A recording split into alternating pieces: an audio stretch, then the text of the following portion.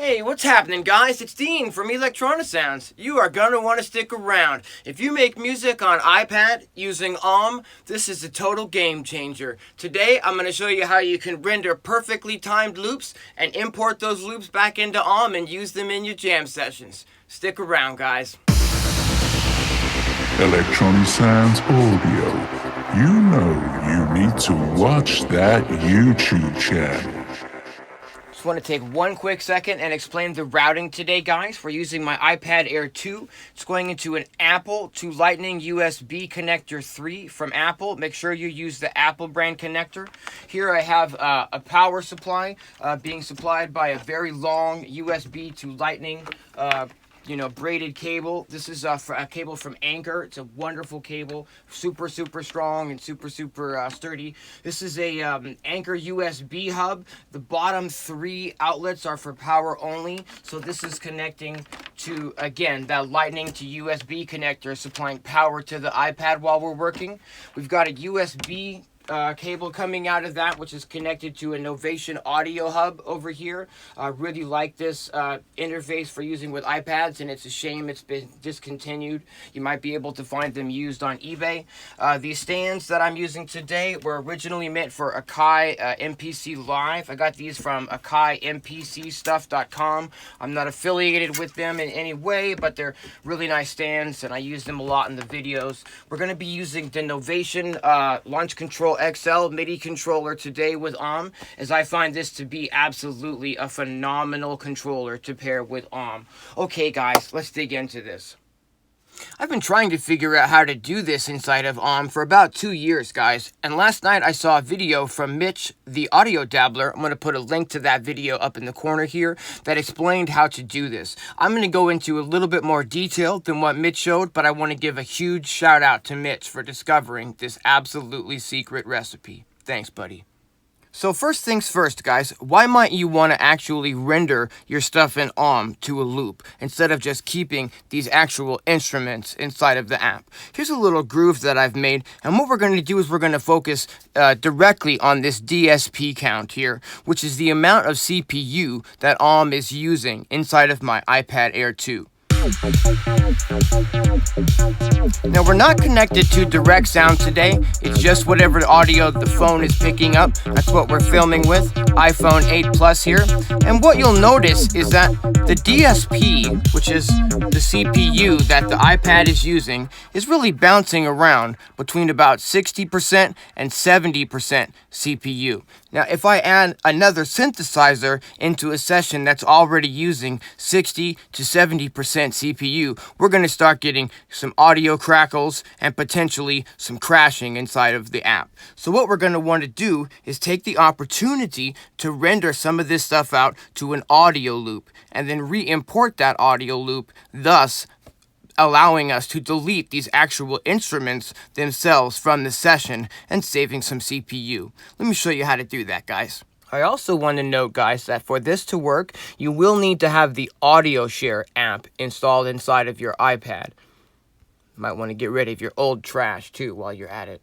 I didn't actually say the reason why. The reason why that you'll need to have Audio Share installed inside of your iPad as well is because this is where it's going to store the recordings, which are going to be our loops, basically, that we're going to export from AUM. Basically, what this session consists of now are 2 sequencers and 2 virtual instruments. We've got this Sunriser synthesizer, and we've got the Maker drum machine. Now, I'm not going to need to record the audio from these sequencers because there is none. The audio itself is just coming out of the drum machine and the Sunriser sequencer. So down here at the bottom, I'm going to go ahead and click this little R icon to activate recording on both of those tracks. I'm going to go to where it shows the beats per minute, right? And I'm going to click on the 3 dots down here at the bottom to open up my options. Now, this is what you want to pay attention to, guys, where it says sync quantum, and it gives you a count. Right now, its default is 1 bar. This is how many bars are going to be recorded in the loop that we're going to create. I like to work with 8-bar loops, so we're going to just tap our sync quantum right up to 8 bars. We don't need to make any other adjustments inside the session. And what this does is basically anytime now we start or stop a clock or, an instrument or recording or not recording, it's going to sync that activity to the next 8 bars. And what that means, guys, is that if my groove is playing, okay, and the records are active on the audio tracks that I want to record the audio from, if I press the record button, it will wait until the downbeat of the next 8 bar section. And now it will activate the recording on whichever tracks I have activated. Anytime during the 8 bars, I hit record again, and it will shut record off on the downbeat of the next 8 bars. Let's go through that exact process one more time. We're going to decide right off the beginning which tracks we want to record to audio. In this case, we only have, 2 instruments in our session, and I want to record both of them to audio. And what we're going to do is we're going to go the bass thing, hit record, and the the drums, hit record. Okay, and then over here we've got our tempo opened up, and we hit those 3 dots. We set our sync quantum to 8 bars. This way nothing happens until the beginning of the downbeat of the next 8 bar section. We make sure that, we're ready to go here. We get our groove going. Anytime while it's playing, if I hit record, it will wait to the beginning of the next 8 bars, and it will start recording right on that downbeat. Now we're recording. Measure 5, 1. Measure 6, 1. And we're going to stop recording now. I've pressed the button before it got to the end of those 8 bars, and it waits until the downbeat of the next 8 bar section, and it will shut that off. So in essence, what this has done is it's recorded perfectly timed 8 bar loops. And where it files those loops, guys, is inside of AudioShare. It'll make a default folder called AUM recordings, and then whatever the name of your session is, it's going to go ahead and make a folder for that. Now keep in mind, guys, that this technique here is just how you load loops inside of AUM. This will work with any loops. It doesn't have to be loops that you've made yourself. You can go ahead and just set your tempo to whatever you need it to be. In this case, our tempo was 138 beats per minute. And let's see here. We're going to go ahead and open a track. We're going to open an audio track. I'm going to click on the circle at the top, and we're going to choose a file player. We're going to tap to load a file, and then inside the little window it says tap to load a file, so that's what we'll do. And here's our recordings inside of AudioShare, our folder of AUM recordings, and then here is the, let's see if we can't find our loops from earlier, and here we have the drums. And what we're going to do is we're going to turn the loop on, but we don't need to mess with the sync. The sync is if you're trying to adjust a loop to a tempo that it wasn't originally recorded at. I'm not a real big fan of doing that, of stretching loops to tempos that there weren't the original tempo, so we're not really going to get into that today. We're just going to click the loop on. And at this point, if I press play inside of AUM, we just instantly get our loop playing. Let's go ahead and load the other one up here, and I'll do the same exact process. We'll get a file player going, right? We tap to load. We're going to tap to load a file in there. We're going to go to our AUM recordings and whichever folder we just, recorded our loops into, or wherever you've got any loops that you want to load, Here's our bass line. We're going to turn the loop on, but we don't need to worry about any of the other commands in there at this point. And now, if we go and rewind there, we've got perfectly synced, loops that are going to loop seamlessly right back around again when it hits the end of the 8 bars. You know, you don't hear any clicks or you know, it's just a seamless loops playing now. And you can see here that our CPU is now kicking it at about, you know, 10% on average. Obviously, I don't have those effects in at the, you know, end of the chain, but that's something that we could now add. Now, keep in mind, guys, that in the process of the creation of these loops, you could get very creative. You could put, you know, a bass part together inside of AUM using like an EQ and some filtering, using maybe some you know, delay effects or reverb effects, or maybe some effects on the mastering chain. Then you can render all of that stuff out to just a one loop and re-import it this way. Really handy to do. Let me show you guys how you can assign a MIDI controller to start and stop these loops in time with your session. I really like to use the Novation launch control with AUM, you guys. I think it's a really good controller because you've got such a good amount of knobs, buttons, and faders here. The first thing we'll need to do is make sure that AUM recognizes the controller. Sorry, my hand's a little awkward to get to the screen thanks to the tripod here. But we'll go to the menu and we're going to go to the MIDI routing. Whoops, I'm sorry, guys. We're going to go to the menu and go to MIDI Control, rather.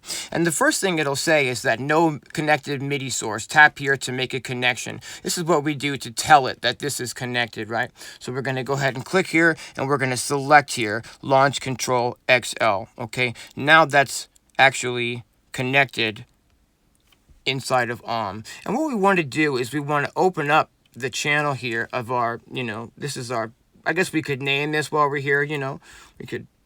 I'm a big fan of, you know, keeping things labeled so that you know what's going on inside your sessions. If you load a session up a month from now, you still want to be able to, you know exactly what you had going on there. What we've got here is let me do that slower, sorry guys. We'll click on where it says drums, the title, you know, we'll get to where it says edit channel 1, and I'm going to click on the little faders here to get this editing window open.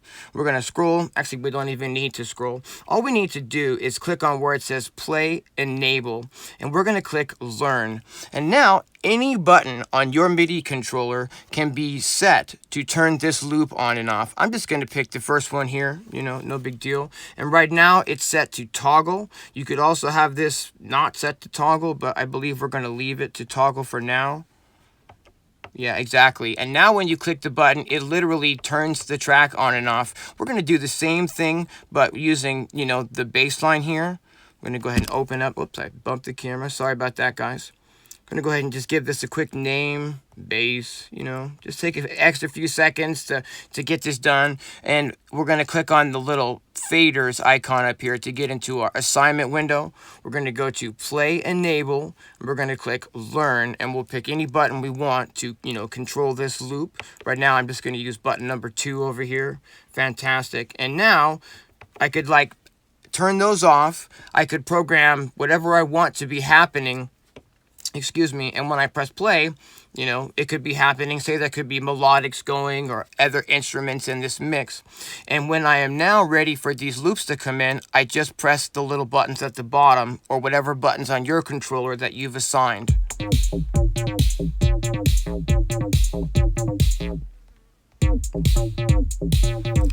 So here, if I press the button now, you'll see that it stops whichever, you know, and you could maybe count out a break, 2, 3, and it's not starting in sync. And let's find out why. I made a mistake, guys. We do need to set these loops to sync. That way they'll start and stop with the tempo of the track. So we just go into the file for the file player rather, by clicking on the window of the sample itself, and we just turn that sync on, okay? This is actually going to allow it to sync with our session, and now we can start and stop the loops in time with our BPM. So if I start the groove, you can also assign a MIDI controller to the start and stop commands inside of AUM. But now we'll go ahead and stop the drums, let the bass run. You could maybe be doing some filtering on this or whatnot. And when you're ready for the drums to come in, you'll press the button again, and it will, you know, put it on the next downbeat in sync. Now, if you wanted it to say come in like if you wanted it to trigger an 8 bars or a 4 bars, you're going to use that quantum that we set in the beginning. Let's say that you want it to come in on the next downbeat of like 4 bars so that you can click go, but then be doing other stuff while you're waiting. I hope that made sense. If you're a live jammer, you probably know what I'm talking about. So let's press play here, right? And let's turn the drums off. And now we're grooving, and maybe we're playing a synthesizer on the side or some drum pads or whatnot, and we want to bring our drums in, but we want it, to come in on the downbeat from 4 bars from now. Now if I click the button 1, watch what happens. I'll turn that off so it makes more sense. I'm going to let it swing all the way back around. See, I've pressed the button, but it's waiting until we get to the beginning of the 4-bar count. So you could set that quantum to 8 bars if you want, and you can toggle these on and off, and then it will automatically start again on the beginning of the downbeat of the 8th bar or of the 4th bar. Typically, this is going to be set to 1 bar quantum, and that's how an app like, say, the Amplify Novation Launchpad apps work and whatnot, trigger on the next bar. But that's super convenient if you want to set when it's going to trigger inside of your tracks, guys. Something else to keep in mind is that you don't have to use the loops that you make inside of AUM. You can use these now in any app you like. You can upload them to the cloud and use them inside of a desktop system, or you could import them into a DAW on your iPad, such as Beatmaker 3, and chop these up and work with them further. You could import them into an app such as Bloxwave or Launchpad on the iPad, and then work with them further in that respect as well. This is a really great way to get started building content that you can use in other ways, guys. In fact, if you load up some of your previous AUM sessions you may have saved, you may find that you can render out some pretty interesting loops from stuff you've already created inside of AUM. I hope you found this useful, and until next time, thanks for watching, guys.